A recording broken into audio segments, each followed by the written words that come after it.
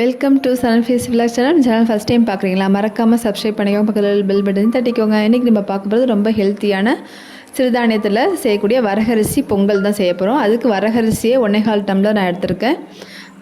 அதை வந்து 1 ஹவர் நம்ம செய்கிறதுக்கு முன்னாடி ஒரு 1 ஹவருக்கு பிஃபோராகவே நம்ம ஊற வச்சிடணும். ஊற வச்சு நம்ம செய்கிறப்ப தான் சிறுதானியத்தில் உள்ள அந்த சத்துலாம் நமக்கு கிடைக்கும். இப்போ 1.25 டம்ளர் வரகரிசி, ஒரு 1/4 டம்ளர் வந்து பாசிப்பருப்பு எடுத்திருக்கேன். பாசிப்பருப்பை வந்து லைட்டாக நெய் போட்டு வறுத்துக்கலாம், இல்லை அப்படியே வறுக்கணும்னாலும் வறுத்துக்கலாம். ரொம்ப வறுத்துறாதீங்க, நம்ம பாயாசத்துக்கு வறுக்கிற மாதிரியே வறுக்கணும்னு தேவையில்லை. லைட்டாக அந்த எல்லோயிஸாக இருக்கிறப்ப வறுத்து எடுத்தால் போதும். நம்ம ஆயிலும் ஊற்றிக்கலாம், நெய்யும் ஊற்றிக்கலாம், எதுனாலும் ஊற்றி நம்ம வறுத்து எடுத்துக்கலாம். பாசிப்பருப்பை நம்ம நார்மலாக பொங்கலுக்கு வந்து வறுக்க மாட்டோம். இந்த இதுக்கு வந்து வறுத்து அதை வேக வைக்கிறப்ப வாசமும் நல்லாயிருக்கும், டேஸ்ட்டும் டிஃப்ரெண்ட்டாக இருக்கும். இப்போ எல்லாமே நம்ம வறுத்ததை வந்து குக்கரில் மாற்றிக்கோங்க. நம்ம வரகரிசியை வந்து நல்லா கழுவி தண்ணியை ஸ்ட்ரெயின் பண்ணி நல்லா ஊற்றி வைக்கோங்க, வடிகட்டிட்டு. இப்போ அந்த அரிசி எல்லாத்தையும் அதில் ஆட் பண்ணிக்கோங்க. 1 டம்ளர் வரகரிசிக்கு வந்து சிறுதானியத்துக்கு எல்லாத்துக்குமே வந்து 1 டம்ளர் அரிசினா 3 டம்ளர் தண்ணியை ஊற்றணும். அப்போ தான் அது நல்லா வெந்து பூ மாதிரி வரும்.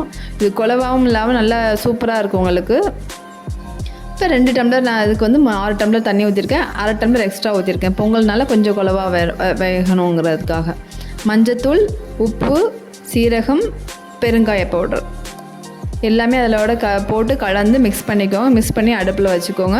ஃபஸ்ட்டு விசில் போடாதீங்க, அந்த ஏர் பபிள்ஸ் அடுப்பை ஃபுல்லாக வச்சுக்கோங்க. ஏர் பபிள்ஸ் வந்ததுக்கப்புறம் அப்புறமா விசில் போடுங்க. அதுக்கப்புறம் விசில் போட்டு ஒரு 15 மினிட்ஸ் வந்து அப்படியே அடுப்பை சிம்மில் வச்சுக்கோங்க. சூப்பரான பொங்கல் வந்து அழகான பதத்தில் ரெடி ஆயிரும். இப்போ பேன் அடுப்பில் வச்சுட்டு நம்ம வந்து கோகோனட் ஆயில் தான் நான் தாளிக்கிறதுக்கு யூஸ் பண்ணியிருக்கேன். உங்களுக்கு வேணால் நெய் யூஸ் பண்ணிக்கலாம். இப்போ எண்ணெய் காஞ்சோன்னா நம்ம சீரகம் போட்டுக்கோங்க. மிளகை வந்து இந்த மாதிரி பொடிச்சு போடுங்க. முழுசாக பொடிச்சு போடுறப்ப நல்லா வாசமும் நல்லாயிருக்கும், சாப்பிட்றதுக்கு டேஸ்ட்டாக இருக்கும். பாருங்கள், பொங்கல் சூப்பராக ரெடி ஆயிடுச்சு. அடியிலே ஒட்டாமல் சூப்பராக இருக்கும். நல்லா பூ மாதிரி வெந்திருக்கு பாருங்கள் எல்லாமே. இப்போ மிளகு பொரிஞ்சதுக்கப்புறம் நம்ம முந்திரி பருப்பு, கருவேப்பிலை, கொத்தமல்லி, இஞ்சி பொடியாக கட் பண்ணி போட்டுக்கணும். பெருங்காய பவுடர் போட்டுக்கலாம். எல்லாம் போட்டு நல்லா லைட்டாக பொன்னிறமாக வறுத்து நம்ம பொங்கலோட ஆட் பண்ணிக்கலாம். இந்த மாதிரி பொங்கல் செஞ்சு பாருங்கள். சிறுதானியத்தில் பெரியவங்களேருந்து சின்னவங்க வரைக்கும் நல்லா சாப்பிட்லாம். அதுக்கு சாம்பார், தேங்காய் சட்னி சூப்பரான ஸ்டைடிஷாக இருக்கும், ஹெல்த்தியாகவும் இருக்கும்.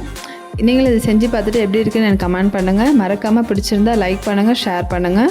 இதேமாதிரி ஹெல்த்தியான ரெசிபீஸ் பார்க்க என்னோடய சேனல் சன் ஃபீஸ் விலாகை சப்ஸ்கிரைப் பண்ணிக்கோங்க. தேங்க்யூ.